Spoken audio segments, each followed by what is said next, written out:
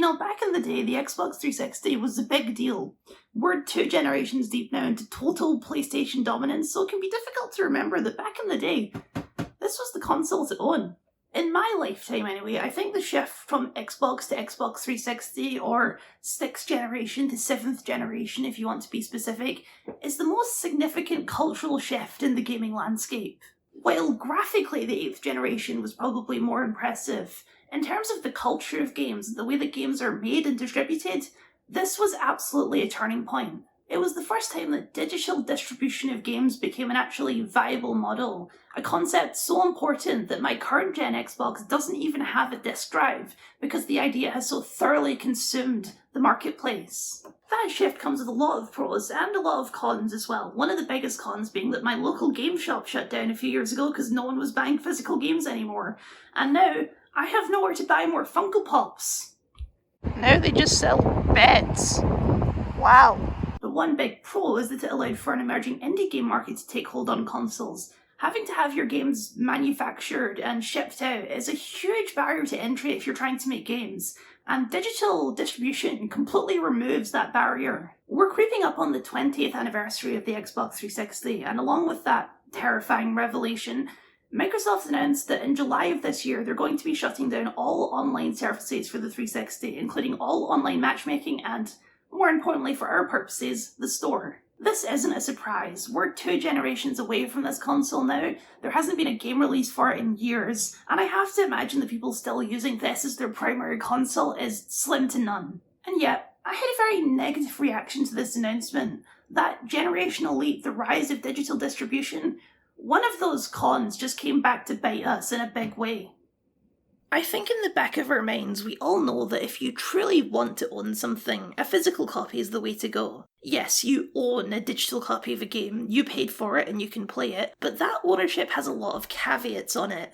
Digital ownership is dependent on the service you bought it on staying active. If Steam one day collapses and shuts down its services, then it doesn't matter how much money you've spent on those games, without the service that they're hosted on, they don't really exist anymore. Now, perhaps if Steam goes down we've got bigger issues on our hands, but a catastrophic failure like that isn't the only thing that can cause you to lose access to something that you paid for. Games can be pulled from your library because of any number of reasons. If the game is the centre of some sort of legal issue, for example, then the game can and will be pulled and made unavailable, and there's really nothing you can do about it. A recent example of this was an indie RPG called Dark and Darker, which was completely removed from Steam and all online services shut down after the developers received a cease and desist order. But it can be more complicated than that, probably the best example being Destiny 2. Back in 2020, Bungie introduced the Destiny Vault, which basically means that they took a whole bunch of content, including paid DLC content from the game, and players could no longer access any of it. This was contextualized in-game as a story event, but it still means that some locations in the game that you've paid for are just no longer available. This is ostensibly a measure to keep the size of the game from ballooning to absurdity, but in practice, it's a perfect example of the liquidity of digital ownership. You may have bought the Curse of Osiris expansion back when it came out, but as of right now, you cannot play or access any of the stuff you paid for. Although Destiny 2 is a unique case in general, because even your physical copy of the game won't give you access to the stuff it did when you originally bought the game. The point is, digital ownership is, by its very nature, not as meaningful as physical ownership. And yet, despite that, it has become the dominant form of ownership in the video game marketplace because of its pure convenience, to the point where the majority of games on the marketplace don't even have a physical release to buy. Sure, the important ones do, like your Call of Duties and your God of Wars, but unless an indie game is incredibly successful, it's unlikely to get a physical release. So, let me play devil's advocate for a second. Who cares? If a game is removed from the store and nobody can ever play it again, then isn't it probably the case that nobody was playing it to begin with? For example, a game that this happened to that you almost certainly haven't heard of is a game called Beyond Eyes. It was a game where you play a day in the life of a girl who's blind. It received mediocre reviews and made no real cultural impact. I'm not trying to be mean, I'm just stating facts. It was removed from all storefronts in 2021 when the developer refused to renew their contract with the publisher. The biggest report I can find on the removal is from TrueAchievements.com because the game was mostly popular with achievement connoisseurs looking for an easy 100%. That's why I played it, and I wish I could tell you it was some transcendental experience, but I can't. It was fine. I wouldn't have played it if not for achievements. Is the world at a great loss because no one can play Beyond Eyes anymore? No, not really. You probably didn't know it existed and would have gone your whole life without knowing it existed if I hadn't told you, as you do for the majority of games ever released. If a tree falls in the woods, etc., etc. However, just because the game isn't some hidden masterpiece doesn't mean it's without value. Someone made it, someone poured their heart and soul into it, and based on what limited knowledge we have, the removal from the storefronts wasn't exactly a preferred outcome. We can only infer that Team 17 were being real dicks about it, and based on some of the other things we've heard about Team 17, that isn't overly surprising. Just because I didn't love Beyond Eyes doesn't mean nobody else could ever love it. But as of right now, they'll never get the chance to find out. This brings us back to the closing of the Xbox 360 store. A lot of those 360 games are still going to be available with Xbox's backwards compatibility on your hardware or with physical copies, but that doesn't account for everything. According to various sources, when the Xbox 360 store closes in July, 47 games will be completely unavailable to buy anywhere. These are games that are not available physically and haven't been made backwards compatible, and they're not available on any other platforms either. When the servers shut down in July, these games will functionally become lost media. Yes, if you have them installed, you can technically still play them, but as we get further and further away from the closure, the amount of consoles that still have these games installed will be whittled down and down. I'd estimate you've heard of pretty much none of these games, and will most likely not miss them. We're talking several games for the Xbox Kinect, Xbox short-lived motion sensor plugin, some indie games that never really made a splash, a few multiplayer games whose player base has long since dried up, like one that you may have heard of, Gotham City Imposters, the multiplayer-only FPS where a gang of Joker imposters fight a bunch of Batman imposters. These are exactly the kind of games you'd expect not to be made backwards compatible. The Kinect doesn't even work on current gen consoles anyway, and multiplayer games by their very nature have a shelf life. But regardless of how good these games are or how likely I ever am to actually play them, there's just no way I can't see this as a massive tragedy. To really understand this tragedy, we need to take a step back, or really, take a step forward. Yes, the primary role of a video game is to play it for fun and entertainment, but we need to look beyond that scope and view these not just as entertainment, but as significant cultural artifacts.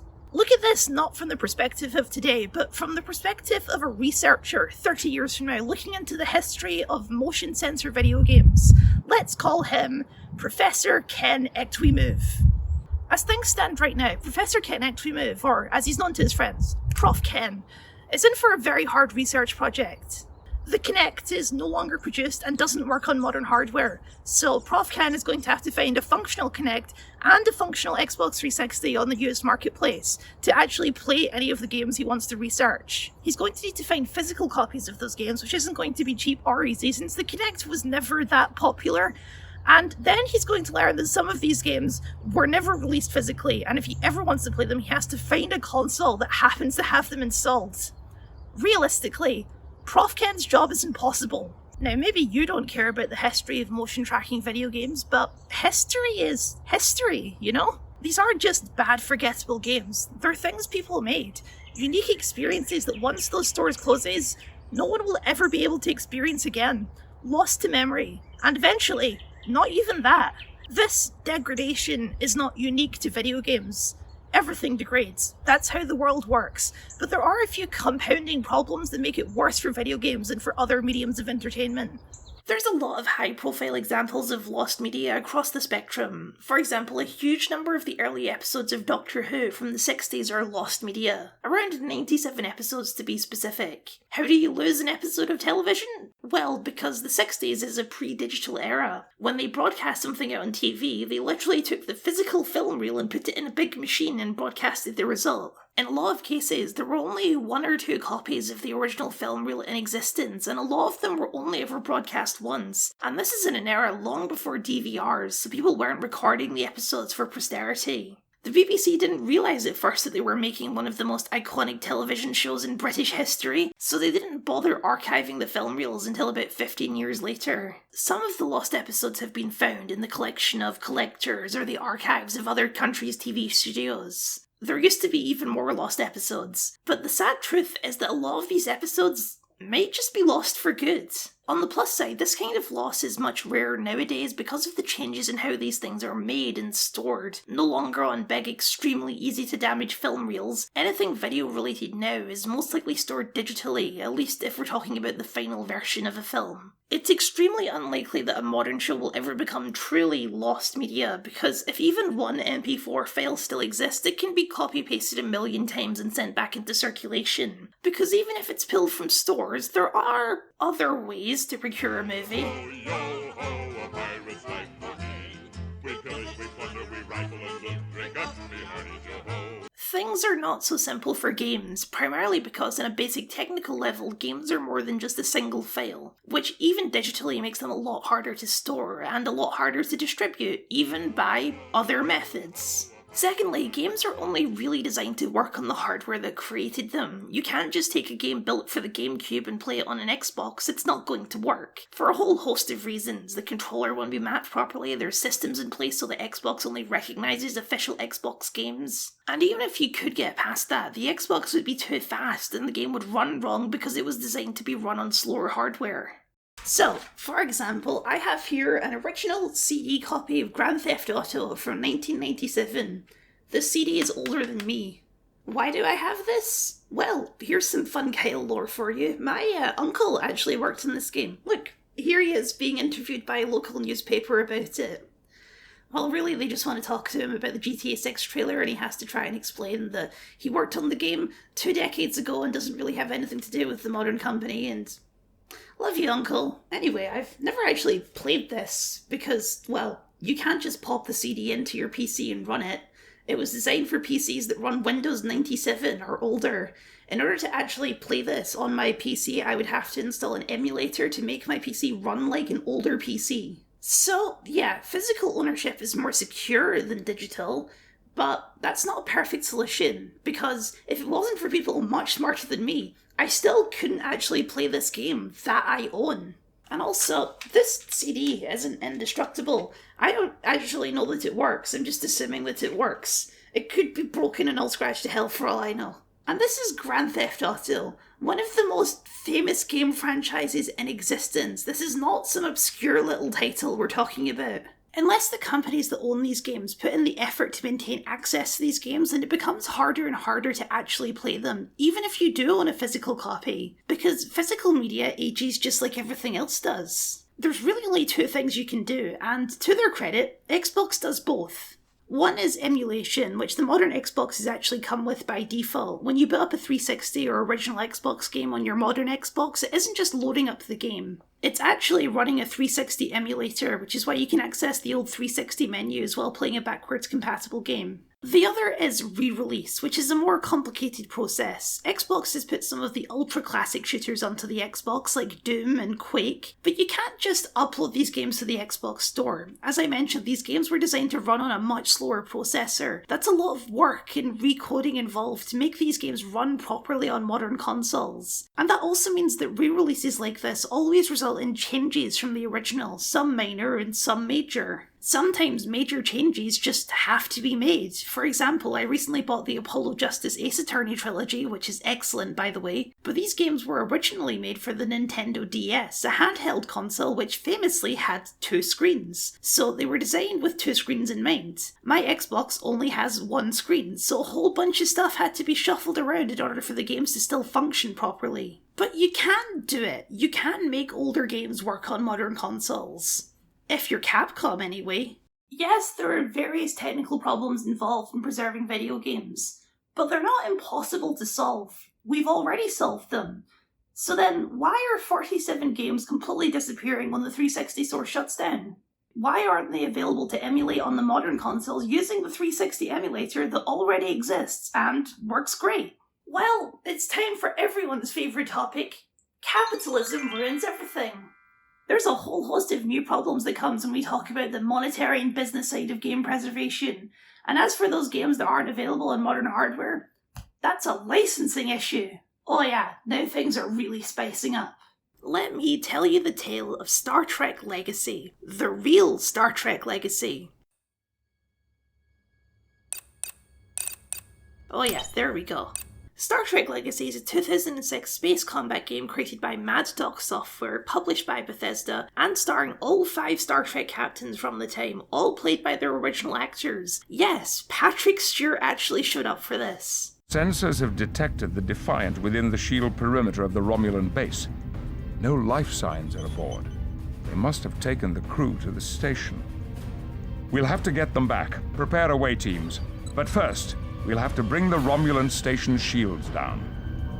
Star Trek Legacy is technically not in that list of 47 games, because technically, Star Trek Legacy is already considered abandonware and has been for about 15 years. Despite what my friend and podcast co-host Nathan, this game's #1 fan, would say, this game was not reviewed especially well and has been a relatively obscure title since launch. Such is the fate of pretty much every Star Trek video game. Even if you have a physical copy of this game, it will not run on a modern Xbox, and that's because of distribution licenses. Think of it like this: you can't just walk into a shop, clear a shelf, and start selling your homemade necklaces in Walmart. If you want to put your necklaces in Walmart, you need to talk to Walmart. Likewise, Walmart can't just take your necklaces out of your garage and start selling them. An arrangement needs to be made between both parties. Digital storefronts work exactly the same way. If you want to sell a game on the Xbox Store, you need to make an agreement. In 2006, Bethesda had the physical distribution rights to Star Trek Legacy, but these agreements are not infinite, and at some point it expired.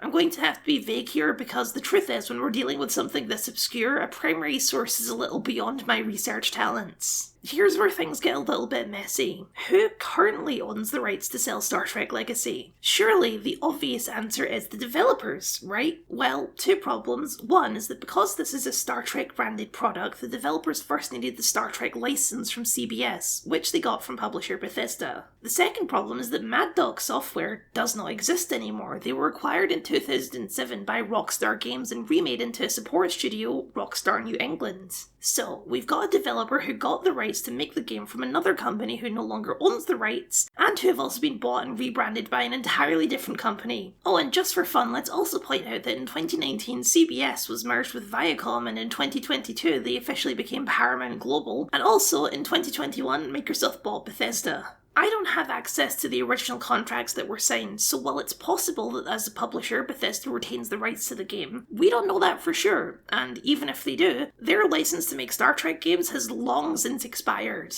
This kind of corporate web is omnipresent in the games industry, where even if there is interest in bringing back an old game, someone could have misplaced an old written contract, and now nobody can actually prove that anyone owns the rights to the game, so everything just gets stuck in deadlock. Now, that's not ideal, but it can be fixed. It's been done before. It's just a massive pain in the ass. GoldenEye 007, one of the first and most influential FPS games in existence, was stuck in this rights deadlock for like 20 years. They were only able to release the game when Microsoft, Nintendo, and MGM Studios all agreed to release the game together in a quite literally historic move. But they got it done, because it's one of the most famous games of all time. Star Trek Legacy, an obscure, poorly reviewed space combat game, is not getting that kind of attention. I'm really sorry, Nathan, I'm just stating facts. Let's assume for a second that we're in the best case scenario here. There's no messy rights issues. Microsoft owns the rights after they bought Bethesda, the original publisher. They'd still need to get an agreement from Paramount, the current owners of Star Trek, to re-release the game. That's going to cost money. It's also going to cost money to set up the emulator properly. From a business perspective, that only makes sense if you know you're going to make your money back. And that's the crux of it. Retro gaming, even for the big major releases, is a niche market, and game preservation on a scale larger than these classics isn't profitable. Phil Spencer can talk all he wants about how preservation is one of the core aspects of Xbox, but reality is, Xbox is a business, and the bottom line is always the core value.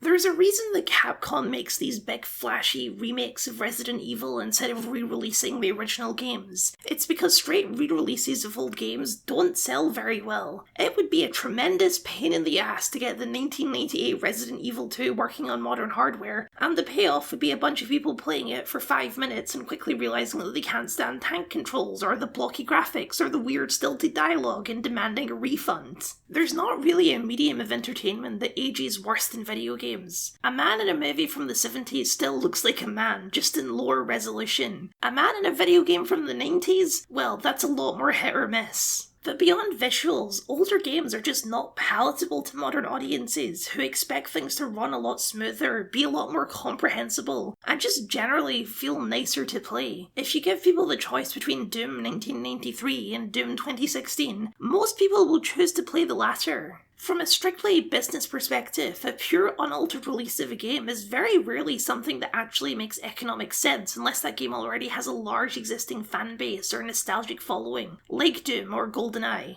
That's why when there is a re-release, it's usually a remake or a remaster, which adds a whole other complication to our discussion. Remakes and remasters are essentially different games. With a remake, that's obvious, it's all being rebuilt from scratch. But even with a remaster, you're having a different experience to the original. At least when we're talking about remasters of older games. Remasters can differ in their intensity. If it's something like Red Faction Guerrilla Remastered that just ups the resolution, then I would class that as more of a re-release than a remaster. But in the case of something like Saints Row the Third Remastered, where the remaster actually replaces all of the original models and textures, I think it's fair to call that a different experience to the original. Or, in an even more extreme example, the Mass Effect 1 remaster for the Legendary Edition completely revamps the gameplay and UI. Yes, it's better, but it's also not the original game experience. The problem is that most of the time these remakes and remasters function as a replacement for the original. When the remaster is out, it means that the original is probably no longer available to buy.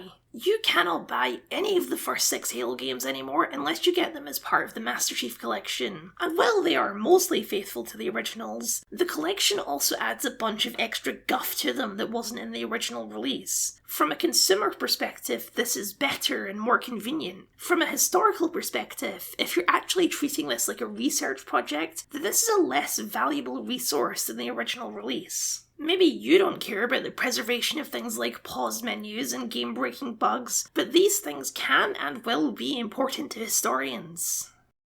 With all of that laid out, all of these reasons that video games are hard to preserve explained, why don't you take a guess? How many games are currently unavailable? What percentage of games are unavailable because they're not released physically, or licensing issues, or legal issues, or whatever? What's the percentage?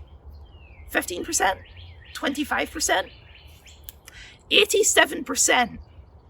87% of all video games ever made are currently unavailable to play legally anywhere. So yes, 47 games being lost when the 360 store closes is a tragedy, but it's a drop in the ocean compared to the real issue.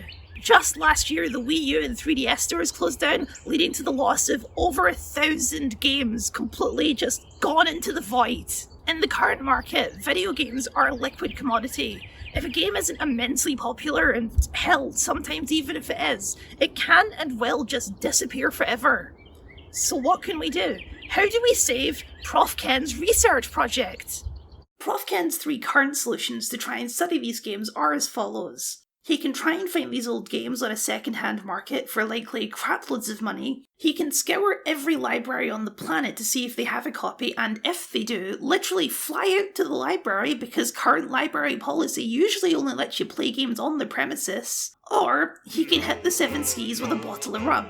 None of these are good options. The second-hand market is shaky at best, and the further we get from a game's original release, the more likely it is that the few copies left are in the hands of private collectors already, who are often not very open about what they actually have in their collection to begin with, let alone letting other people play them. Public libraries are, in theory, a better bet, since preservation of media and literature is one of the main roles of a library, but the problem is that libraries have only started collecting video games in recent years. We're only just over the hurdle culturally where video games are considered true literature worth collecting on the same level as books or movies. My local library doesn't have any games older than 2011, for instance, and obviously they can only lend you a physical copy. If they have a digital copy, they're not allowed to just give that to you. You have to play on their console at the library. There are some complicated legal issues that come into play here that, quite frankly, I'm not fluent enough in legalese to properly understand. But if I'm correctly interpreting this, it comes down to the specific wording of copyright laws that happen to exclude video games.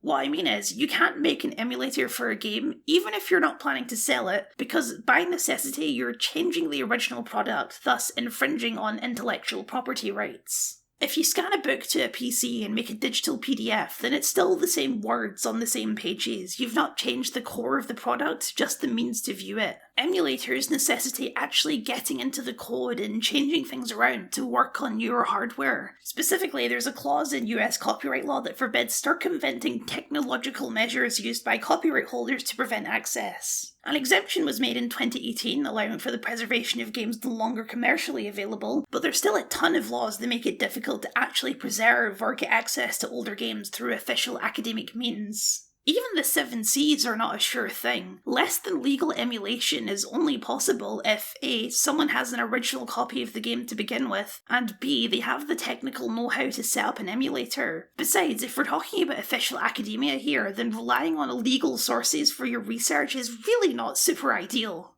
What we need is a shift in the way that we think about this issue. Retro games are not just a product to be shoved out to the nostalgia market. I'm not saying that these games should be available to play for everyone for all time. Retro games are important cultural artifacts that should be preserved for future generations. The London Library doesn't preserve atlases from the 1500s for general public use. It's because they're history. What that means is we can't just rely on the good graces of megacorporations to preserve these games. One legal issue that comes up a lot when we're talking about game preservation is the idea that preservation like this hampers the thriving retro game market, which, well, that's bollocks. The retro market is incredibly niche and only covers around 10% of the games that have actually come out.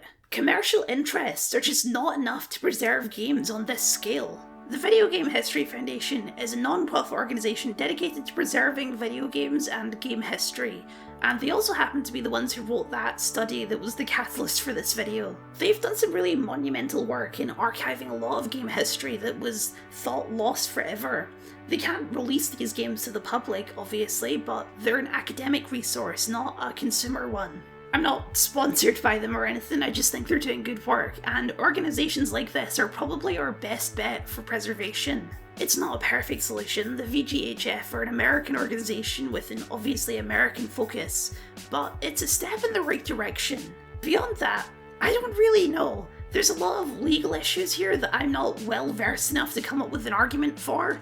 I'm much better at spotting problems than coming up with solutions. That's why I make such a great YouTuber.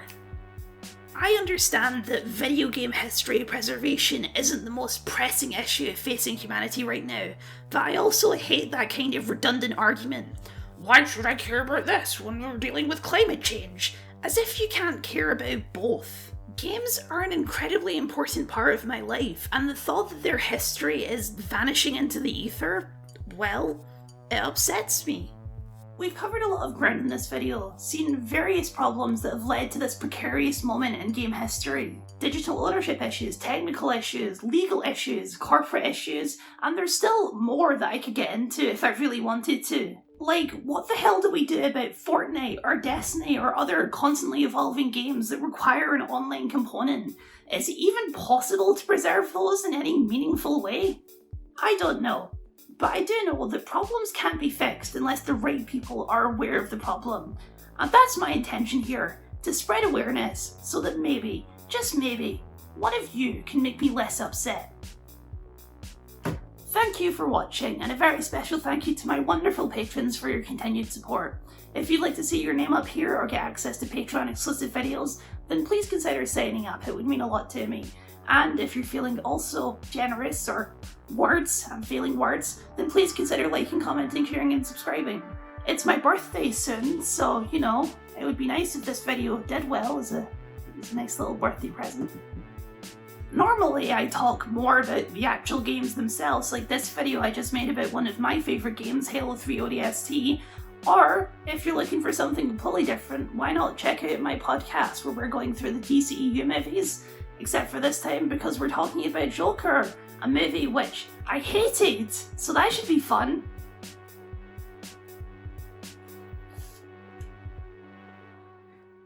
Oh, my knees are killing me. Ugh.